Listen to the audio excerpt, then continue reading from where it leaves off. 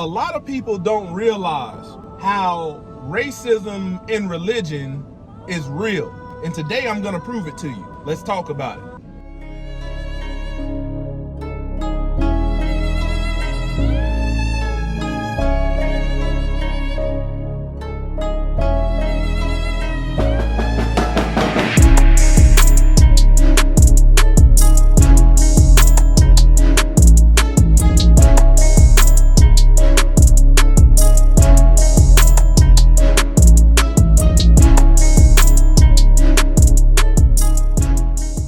All praise to the Most High Yah Shalom. Thank you for tuning in to another Righteous Spirit-filled episode. Today I'm back at it in them trenches handling that kingdom business. Man, you have everybody and their mama out there that is okay with using the name Jesus, okay? When you look at, the name Jesus, when you look at the word Christian in the Bible, man, if you use etymology and use a concordance or a lexicon, you will see that that is a name that the Gentiles gave the Messiah. The Messiah was not known as Jesus until the Greeks translated it and gave him that name. Okay? The Messiah, the disciples, the apostles, the prophets were not known as Christians until the Gentiles gave them that name. See, the problem comes in is you got people that are non-commandment keepers that don't fear the Most High Yah in their lifestyle, in their actions, in their conduct, swear up and down they love Jesus. But very few Gentiles will acknowledge the fact that that's not his actual name, and etymology proves it.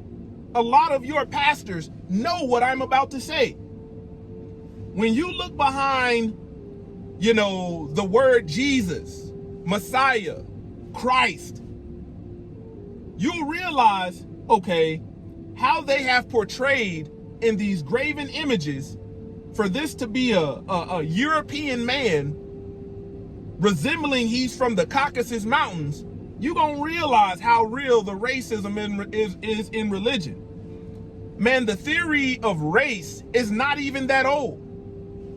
Biblically, we see that it was by nation. See, when they were doing all of this canonization, and translating, what they did was insert race into the religion. Oh, you don't see how they did it? Look at the picture. If you hold up a picture that is commonly known in Christianity as the Messiah, they've got this man, Caesar Borgia, as the image of the Messiah.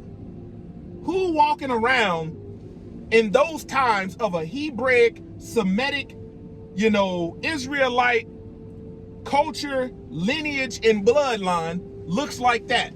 Exactly. When you see all of these movies, that was a great Christian movie. Their depiction of Adam and Eve in the garden, all of that shit is off. All of it's off.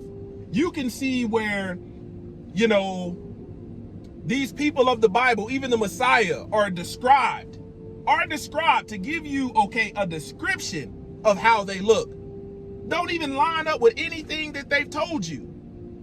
You start to realize, man, when these Romans and Greeks, these heathens, when you look in the Maccabean period and King Antiochus was trying to tear up the Torah and created a new religion. You can find that in the book of 1 Maccabees, chapter 1.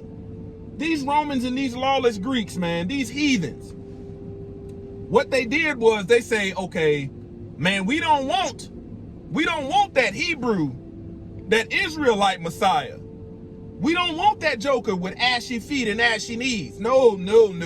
We can't serve him.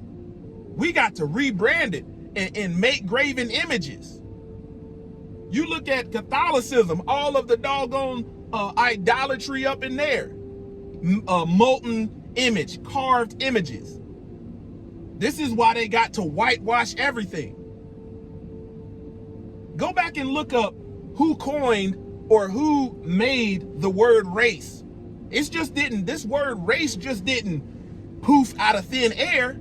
No, there's somebody who brought that word into use. You'll find out that it was a Gentile. It was one of these non-commandment keeping heathens. I'm telling you. And this is where I want my people who think their culture is African American culture. Their culture is black culture.